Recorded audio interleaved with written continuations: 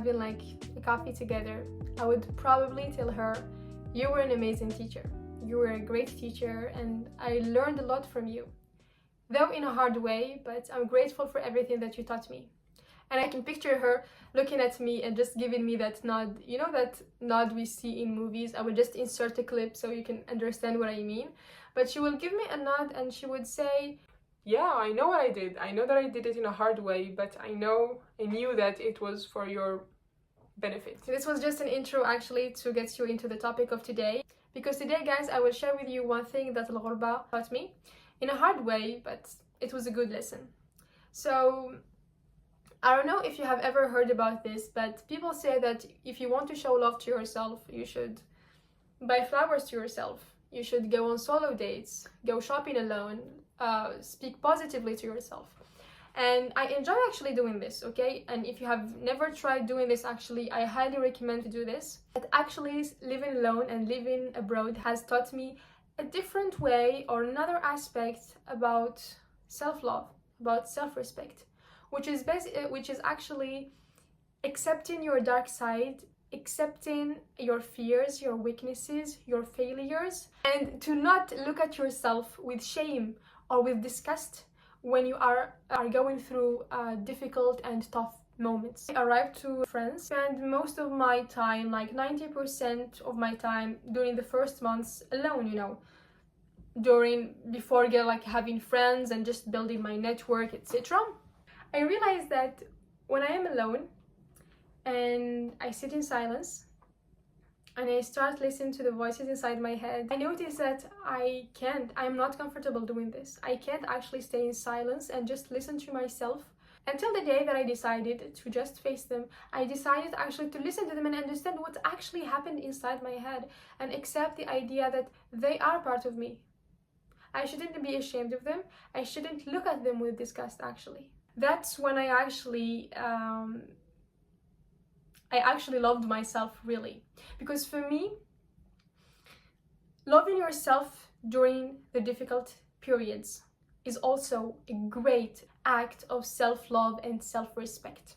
I mean, everyone can love himself or herself when everything is okay, when everything is right, when she's happy or when he's happy, you know. You need courage and you need a great self-respect in order to love yourself and to be kind with yourself during difficult moments, during tough periods. Yes, you failed. Yes, you were weak. Yes, you weren't the best. Yes, you fell and everything, but all of this is part of you. All of this is part of your journey and part of your path. There is no need to look at them with disgust or with shame. So maybe you would tell me, how can I sit with my fears? I mean, fears, like my fears are abstract. Personally, I love writing, okay? I enjoy writing. I don't know, but writing helps me actually to understand my ideas more.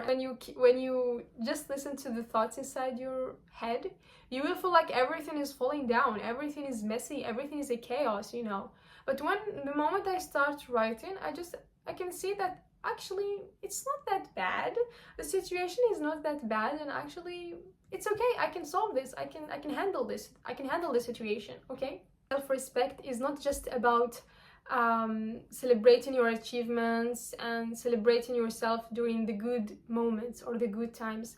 It's also about respecting yourself enough to be able to confront your fears and your weaknesses with the same amount of compassion and understanding. This is very much important.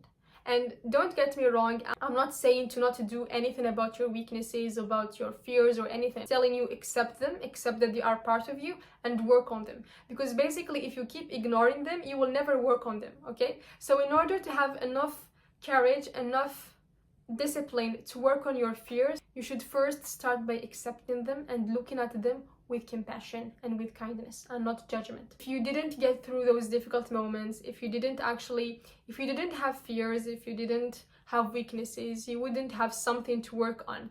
You wouldn't have something to work on in order to become a better version of yourself.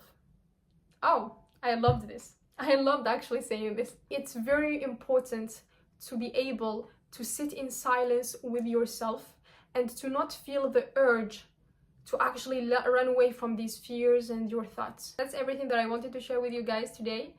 It was a lesson that I learned in a hard way, so I hope that you learned something valuable in this video. And yeah, so that's everything. If I can just end this video with a reminder for you, buddy, I would say face yourself, all of yourself, with kindness and compassion, and trust me, it's worth it.